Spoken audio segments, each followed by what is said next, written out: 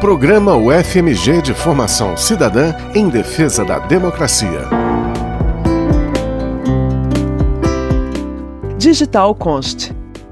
Professor Emílio Peluso. O Digital Const, o projeto sobre constitucionalismo digital da UFMG, é um projeto que é coordenado por mim, integrado por professores da Faculdade de Direito da UFMG.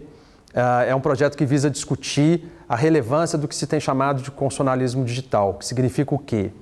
A necessidade de que nós possamos discutir a viabilidade da regulação pelo direito e pelas constituições da forma como funcionam hoje mídias sociais, da forma como a era digital produz todos os resultados que nós sabemos que são, de um lado, proveitosos, mas que podem ser também danosos para o próprio sistema democrático. Como uma forma de defesa contra esses ataques ao sistema democrático, que são advindos exclusivamente do uso de plataformas digitais e do mau uso, na verdade, da difusão de desinformação e de mentiras nessas plataformas digitais, que podem ter consequências extremamente danosas, como o discurso do ódio, né? Danos à imagem, danos que podem se tornar, inclusive, danos físicos aos indivíduos. Nós levamos adiante esse projeto, que é um projeto focado, então, tanto da perspectiva da pesquisa quanto da perspectiva da extensão, em tentar levantar insumos para a discussão sobre como proceder à regulação jurídica através de leis, né? E é uma regulação, inclusive, através de instrumentos constitucionais sobre como deve funcionar, ou devem funcionar, melhor dizendo, as mídias sociais no Brasil e outras formas de difusão de informação via novos meios ou novas tecnologias digitais. Essa é a essência do chamado Digital Const, que é um projeto que conta, inclusive, com a participação de professores estrangeiros, né, e com esse diálogo com professores estrangeiros, que é um projeto já financiado, inclusive, e que tem tentado levantar esses insumos para a proteção, então, de direitos fundamentais no campo da regulação que se dá em relação a mídias sociais e a novas tecnologias. A primeira questão que se costuma levantar quando se fala em regulação de meios e mídias digitais é o fato de que a liberdade de expressão seria exercida nesse campo de uma maneira irrestrita e sem qualquer tipo de necessidade de regulação, que essa seria a forma verdadeira de manifestação da liberdade de expressão ou de outras formas de liberdades no campo digital. E o que a gente verifica, na verdade, é justamente o contrário. Normalmente, a bandeira que é levantada dessa ampla liberdade de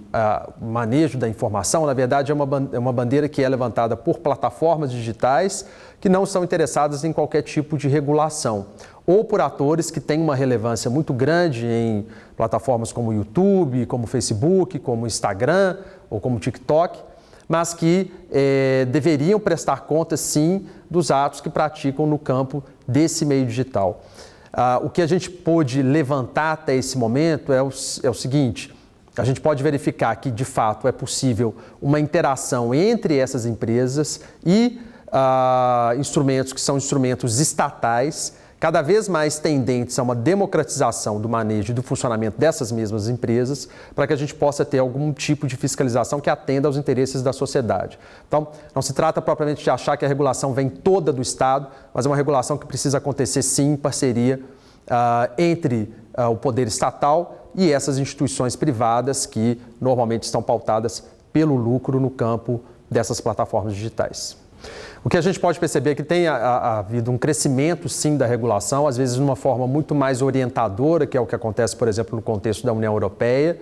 às vezes de uma forma muito incipiente, como acontece, por exemplo, nos Estados Unidos, mas de uma forma que pode ser uma forma bastante garantidora de direitos, como tem acontecido no próprio caso brasileiro. Então, instrumentos legais como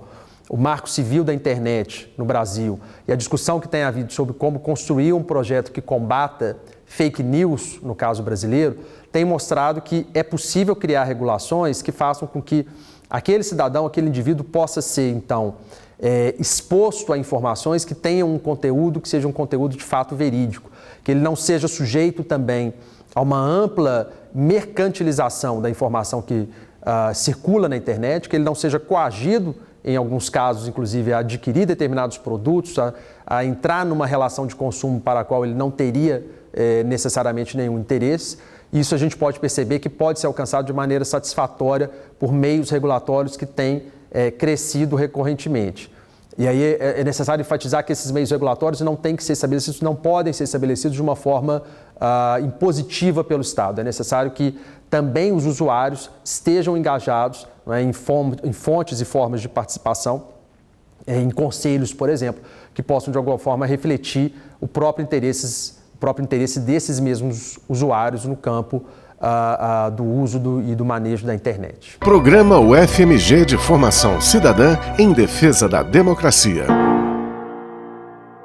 95 anos, UFMG.